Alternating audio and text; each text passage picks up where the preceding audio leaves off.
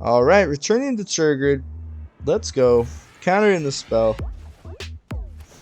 Making a copy. Now we can immediately grab the Sublime Epiphany back because, we create the token as the card resolves. The card does end up in the graveyard. Boom! There it is! Yo, what's up, guys? So this is Big Magic Zach here, and this is Mono Blue. And this is an aggressive, very awesome, very well-diversed deck, right? It's a take on a tempo deck with a combo that sort of pushes it over the edge and makes it sort of just impossible, especially in best of one standard, for your opponent to deal with, guys. So if you haven't seen this sort of pseudo-infinite combo, it involves Shipwreck Dowser, and it involves Sublime Epiphany. Now, these two cards can sort of go infinite, because with Sublime Epiphany, you do counter something, that's great, you draw a card as well, and then you create a copy of a target creature you control. So when you choose Dowser as your intended target, you'll create the copy.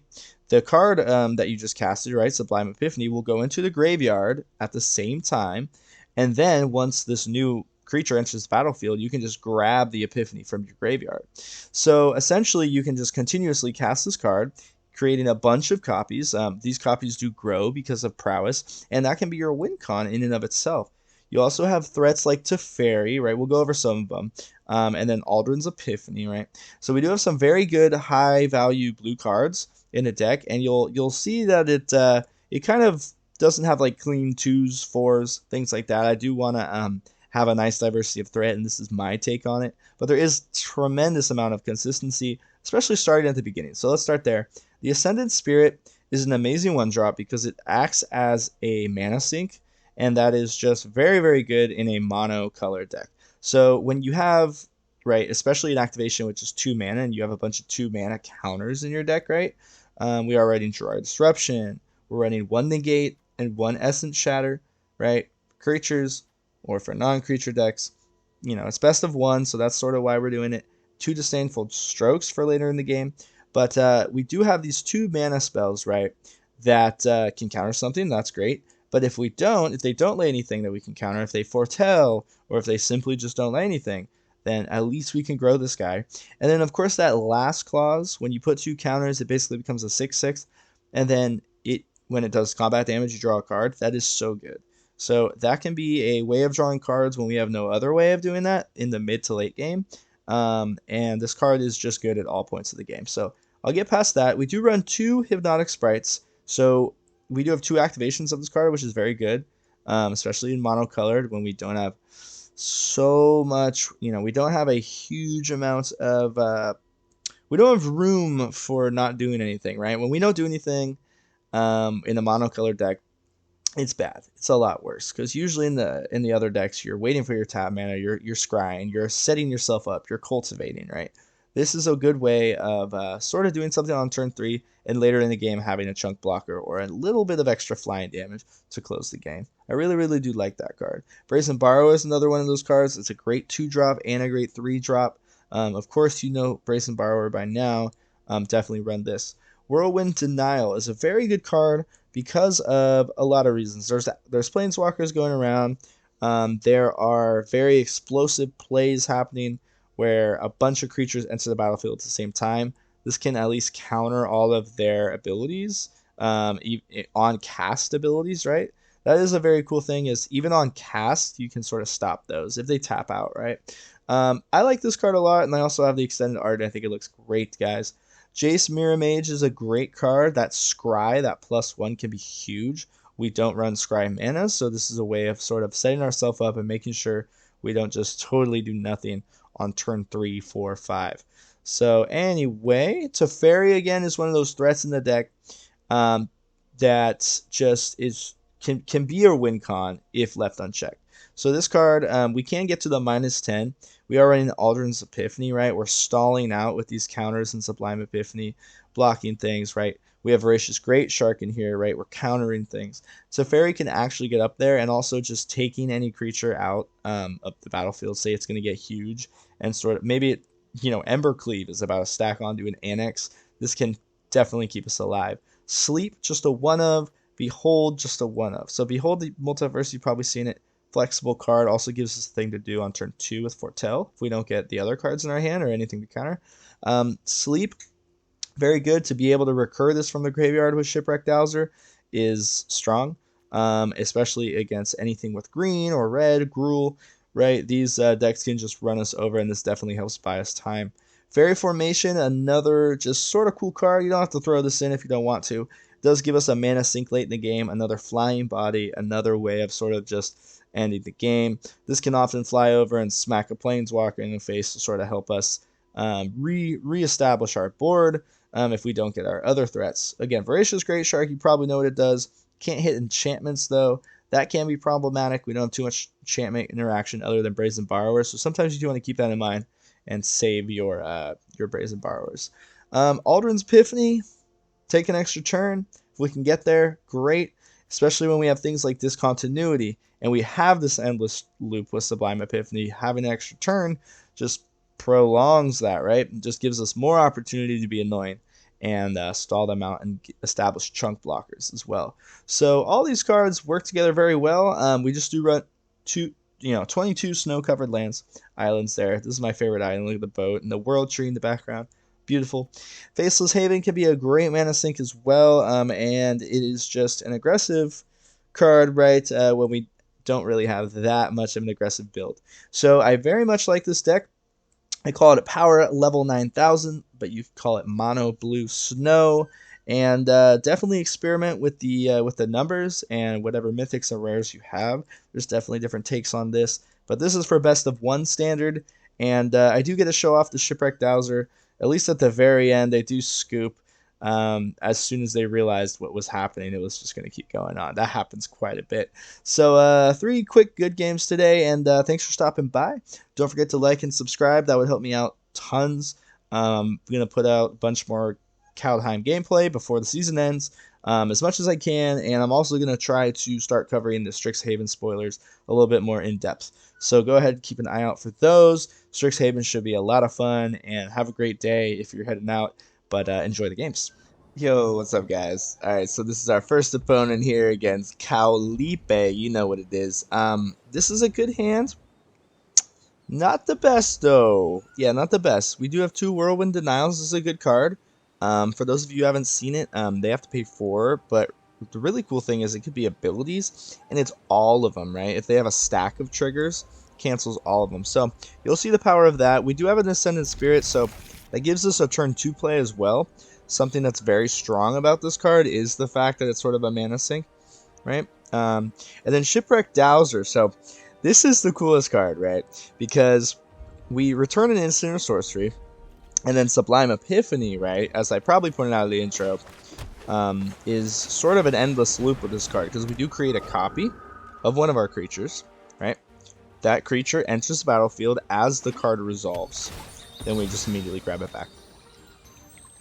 Let me just turn down the volume so I don't go deaf in my mid-40s.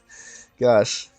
Yeah, loud music and all that really catches up to you. So this is what we're doing, guys. We are using our snow mana, because we do run snows, and then 2 Faceless Havens. And then, yeah. Again, this is a very good mana sink because of the 3 activations. Now we could probably do it again. So I think that's what we do, just because it's a nice guaranteed 4 damage to the face, right? Even if they take out this creature, I think it was worth it. And they do leave it unchecked 1 more turn. The last clause allows us to draw cards. Oop, but they have a flyer with Death Touch. Okay, very cool. So let's... we can lay this tapped then, because we're just gonna wait. So this isn't a snow mana, right? So that's something we do have to consider when we're, we have an Ascendant Spirit on the field.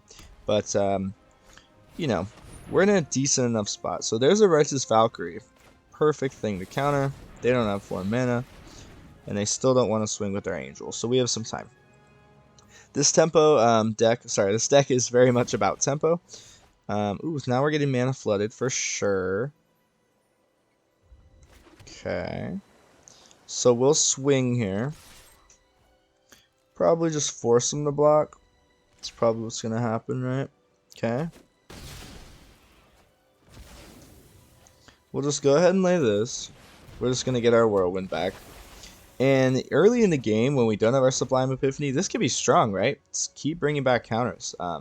We'll often draw into another Dowser in a few turns from now, something like that, and it's just tremendous pressure, really. Ooh, but they do get through the Angel. Oh, and look what we just top decked, guys. So we top decked the Epiphany, so that's beautiful. We can just say go. And then hopefully they lay a very nice, juicy threat that we can just get rid of and start our chain of events. Because this card is very, very good. Okay. Not really the card I wanted to see. Perhaps they'll lay something else. Do we want to... No, maybe they don't have something else. So let's use it now. So this is what we do. We return this. We create a copy of our guy. Boom. Oh yeah, the Prowess is nice. So every time we cast an instant sorcerer as well, this guy will grow bigger, which later in the game we can cast multiple in a turn and sort of just end the game that way. Okay. Very nice play by him. So they Heartless acted the creature. Once it wasn't on the field, we couldn't create a copy anymore because it didn't have a target to copy. That was very smooth. Okay, he doesn't have to waste another turn laying this Baneslayer. And we just drew another Sublime Epiphany. So Fairy is a perfect card right here. We run 2. Okay, we can probably get rid of the snow. Yeah. Yeah. Could have probably laid that. Countered the Baneslayer, but I'm really not worried about it, to tell you the truth. He probably thinks we have a 2-mana counter ourselves right now. Okay, interesting, yeah. Yeah, I don't have anything. I bluffed. I'm a liar. Okay, so this card's very cool. The Indestructible is not too relevant right now. But let's do this. Okay, we'll get rid of that. And we'll say go. So Teferi is actually very, very threatening because they have to keep him down from 10. He's going to have to waste the whole attack step keeping him down, right? So I could just -3 here, which could be a good move. It's probably what I'll do. It's probably what I'll do. I feel like he's going to be tempted now. Okay. He sort of knows what we're up to. I very much like this, and I think he's a good player. I probably didn't need to lay that land. Yeah, I probably didn't need to lay that land. Probably wanted to discard it there. Let's get rid of one of these. We don't really need to. Let's drop this. And now we'll say go. So this can be a very cool card late in the game too, Ascendant Spirit, right? So now he's like, okay, well now he can mana sink if he doesn't use his counter.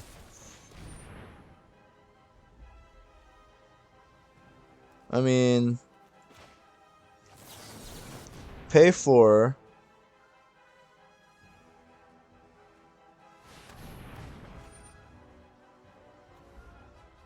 I was dumb. I didn't mean to do that. I was gosh, what was I thinking? I was thinking not. Now that's kind of embarrassing, but we'll go ahead and just continue playing. So essentially what I thought, I don't know what I thought. I play against my friends a lot where we'll get in these counter wars. I don't know. Okay, let's counter this. Goodness, I'm embarrassed. YouTube. For those of you who stopped watching, I'm sorry. Let's get rid of this dang Baneslayer though. We'll do it. If it's the last thing we ever do. My past is catching up to me. Okay. That seems pretty good.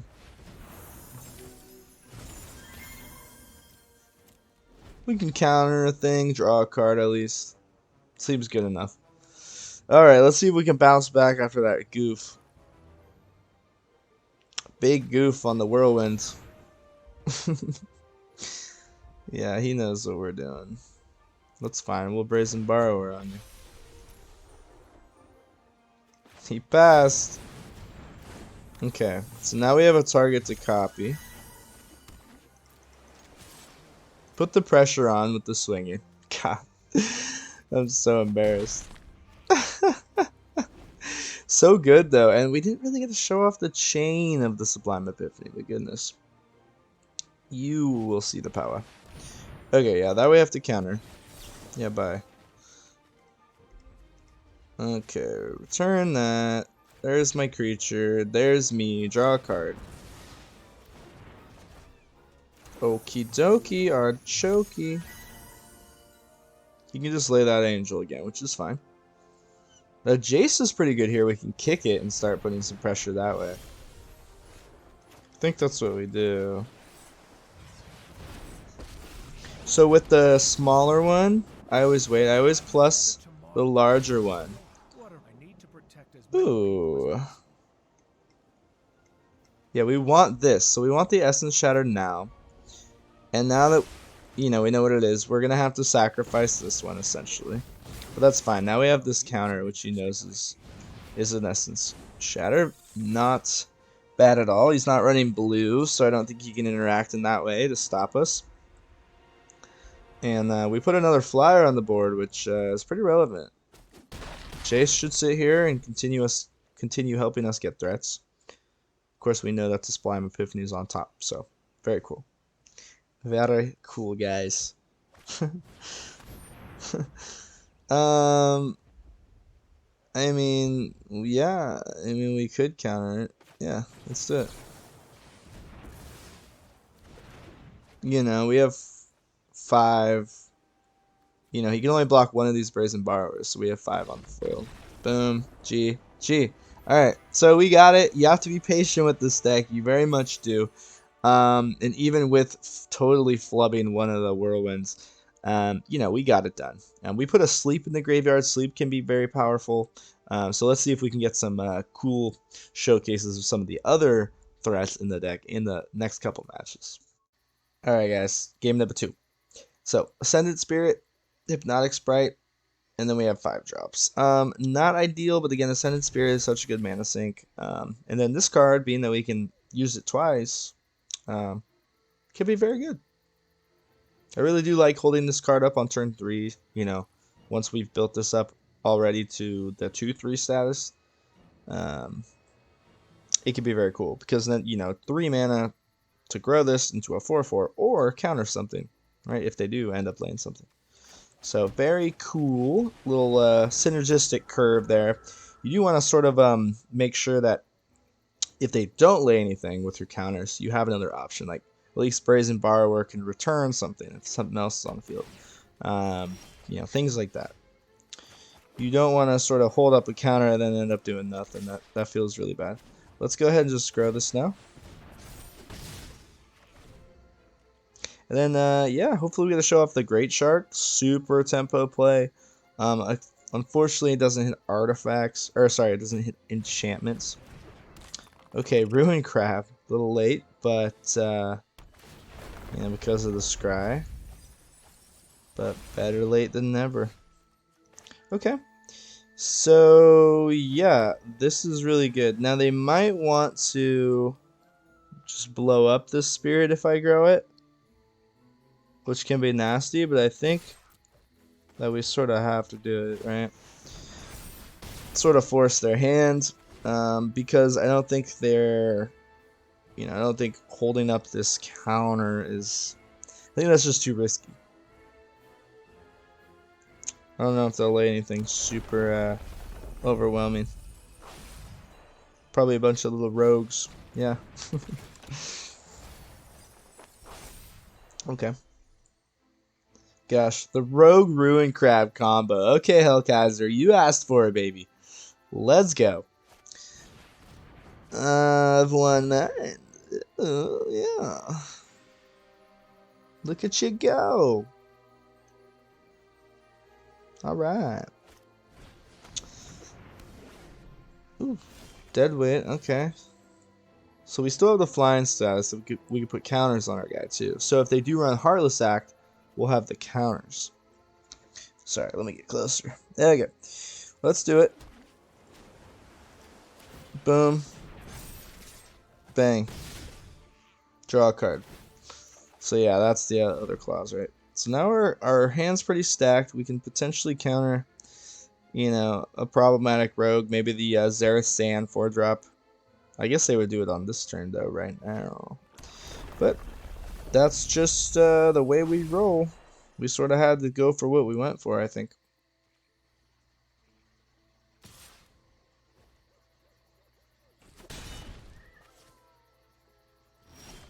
Okay, yeah, he's holding up his own counters or something.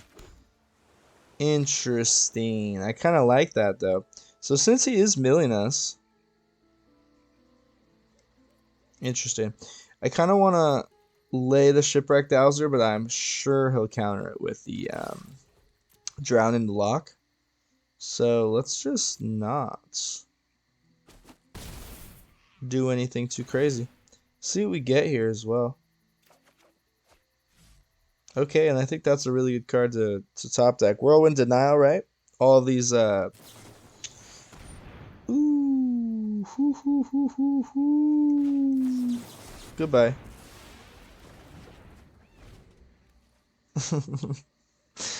Goodbye. No cards for you into the story. He's male. Okay, look at him go. I wanted to lay the shark, right, and counter a rogue. Just simple as that, get the shark out. Perhaps you would counter it on his turn, but I would consume his whole turn. That was kind of a tough call. I didn't know what he was up to. Kind of probably should have laid one of these little sprites. But, I think we're in a fine position. We're not really in a we're not worried about getting milled out here. Xerath Sand and sort of being stalled out can be problematic because, yeah, now these rogues kind of hurt, right? Don't like this guy at all being a flyer, right? And that's really... Don't like that at all. Whoa, that trigger was like so late. What the heck? Big lag.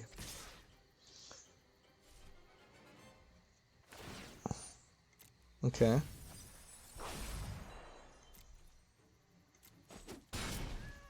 That's weird. You know, you think he would swing with both of them. But, okay. So, yeah, we'll go ahead and swing here. I think he has to block. He doesn't. Okay. We're being super patient here. We have two counters in the form of Hypnotic Sprite. Lay that Luris, right? Luris is going to come down. And then hopefully we'll have something better than he does on the follow-up. Yeah, we can counter this with freaking this card.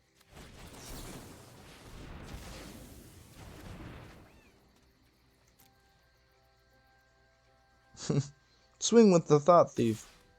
You know, if he had swung with both of the Thieves Guild, alright, it wouldn't have swung last turn though. But we would be in a much worse position now. I don't want either of these. Yeah. Some better. Okay. Maybe. Ooh, Sublime. That's what I really wanted was Sublime. Ooh, but the sleep will do it, folks. Oh! No. Good game. And yeah, you know, Power of Sleep was showed off. That's cool, because that's what I wanted from the game before. Sort of show that off. And yeah, you know, we were patient on the sprites. We could have had those little 2/1 flyers doing work. at least before the Thought Thief came down. And then Ascendant Spirit, yeah, can just really carry a game if left unchecked like that, even with the dead weight on it the entire time. And then, yeah, holding up the Shark can kind of, that's why I run just 2 of the Sharks, can kind of suck, because then, usually on turn 5, 6, 7, they're laying big spells, right? And you can't counter spells. So anyway, let's get into one more. Yo, alright guys, so this should be game number 3. I did lose one, kind of frustrating, longer match, and my goal of this video is to show off the combination of Shipwreck Dowser and Sublime Epiphany. So hopefully we can do that. We do have a disdainful stroke. We do run, I think, just 2 now. We started with 4, but I wanted to make room for 1 negate and 1 essence shatter to have that diversity of threat for when we do get a pick and choose late in the game with our Shipwreck Dowser, if we need those cards, right, rather than our Sublime Epiphany. All of which are, 2 mana counters. We do have 2 Draris, so I don't really want to return that to his hand, but I think we still do make him use his whole next turn laying that card. Rather unfortunate. I guess we can counter it now. Yeah, that's probably what we'll do with Whirlwind Desire if he does try to Whirlwind Denial if he does try to get greedy and lay that again. Yeah, let's counter that. Yumori, yeah, we don't want Yumori. Yumori is a cool card, right? Every creature, so it's a creature-based deck. Okay. Now we can counter a 4-drop or a 5-drop potentially. That could be cool. Probably just flash out the Brazen Borrower if he does lay that card. Looks like he does.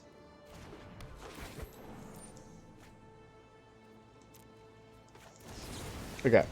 Let's do that. Sublime Epiphany in hand. I guess we just swing, right? No need to use the sleep. Maybe he lays a spell. If he does have any spells. Yeah, we'll get rid of that Midnight Clock.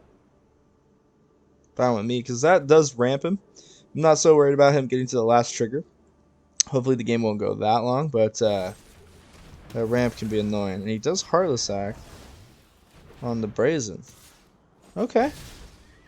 So he does run some spells. And we got the Dowser. Okay. So let's probably just lay this now.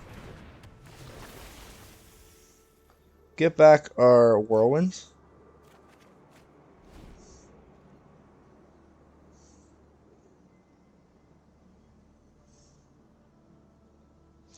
And yeah, so we're in a good position here.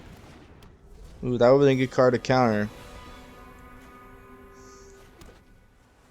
So now we say go. We could have slept and Whirlwind, but again, we got to show off the Sublime. Now he lays a not so threatening card. I think we still go ahead and counter that though. Counter, and then we'll return the Turgid. Yeah, return that. Make a copy of our Dowser, right?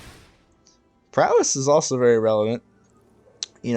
Sometimes we can lay 2-3 cards, or 2-3 spells in a turn, and then when we do have multiple copies, that could be some closing power. Alright, returning the Turgid. Let's go. Countering the spell. Making a copy. Now we can immediately grab the Sublime Epiphany back because, we create the token as the card resolves. The card does end up in the graveyard. Boom! There it is! And people scoop to it. Okay, so we gotta show it off. And that's cool. We had 3 good enough games. I did lose, right? This deck isn't perfect, but it is a very fun tempo deck. And this combo is one that can essentially just go infinite. You just keep bringing it back. You can sleep, start countering things, and eventually just win, filling up the board that way. So cool stuff. Let's get into the wrap-up. Thanks for making it this far. Alright guys, so you made it to the end. Thank you so much. Really do appreciate each and every one of you that make it this far. And don't forget to like it on your way out. Subscribe for more. and definitely experiment with some of these amazing blue cards in the format, right? Sublime Epiphany, awesome. All these different triggers, awesome. Discontinuity, amazing. We didn't get to show it off today, but can be very, very powerful. This can be a cool card as well. Didn't get to show it off today. Definitely try that if you have a rare in from Throne No Drain. And yeah, a lot of these cards can be very cool. Whirlwind Denial, I whiffed it in that first game, but you know what it is. Ascendant Spirit, got to show it off, show off its power. So that's cool. And thanks for stopping by again. I'll put out some new videos in the near future. Strixhaven is around the corner. Should do some spoilers and Kaldheim gameplay galore. Anyway, I'll stop rambling and have a great day, guys.